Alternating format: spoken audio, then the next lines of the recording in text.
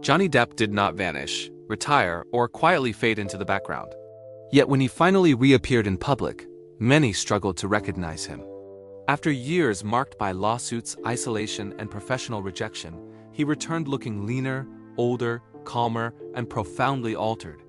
This is not a tale of image or reinvention, but one of endurance, damage, and what it takes to survive when the world decides your story is over.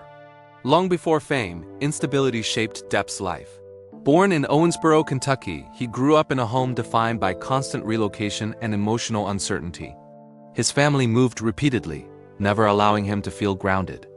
By the time they settled in Florida, the emotional toll had already set in.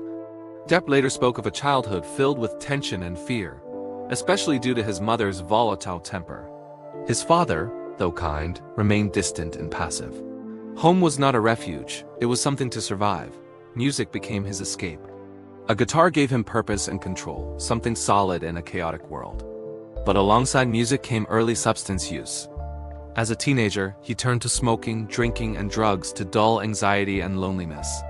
School offered no relief, and after his parents divorced, the fragile structure of his life collapsed. At 16, he dropped out, believing music was his only path forward. That desperation followed him to Los Angeles, where his band struggled to survive. Acting entered his life almost accidentally after he met Nicolas Cage, who encouraged him to audition. The work paid better than anything he had known, and success arrived quickly. But internally, nothing changed. Fame intensified his insecurities. When television stardom came through 21 Jump Street, Depp felt trapped, turned into a product rather than a person. He resented the image and felt disconnected from the version of himself sold to the public. Walking away from that image was not strategic, it was necessary. Depp gravitated toward unconventional filmmakers, especially Tim Burton, whose Edward Scissorhands mirrored Depp's own sense of isolation. The role marked a turning point. Critics finally saw him as a serious actor, and Depp leaned further into challenging roles. But alongside artistic respect came normalized excess. Substance use became routine, excused by performance and profit. Global superstardom arrived with Captain Jack Sparrow. The character made Depp one of the highest-paid actors in the world, but the pressure was relentless. As the franchise grew, so did his personal chaos. Substance use escalated. Behavior became unpredictable, yet it was tolerated as long as the money flowed.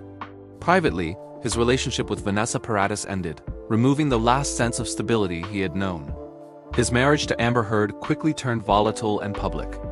Accusations, legal filings, and media coverage destroyed his reputation almost overnight. Studios cut ties, projects vanished, and silence was treated as guilt. Depp chose to fight back through a defamation trial, exposing every dark corner of his life. The cost was brutal. Addiction, rage, and self-destruction were laid bare for the world to judge. When the trial ended, Depp did not celebrate. He withdrew. He appeared thinner, quieter, and deeply worn down. Friends disappeared, routines changed, and isolation forced reflection. Away from Hollywood, he confronted habits that were no longer survivable. He described this period not as rebirth, but as reckoning.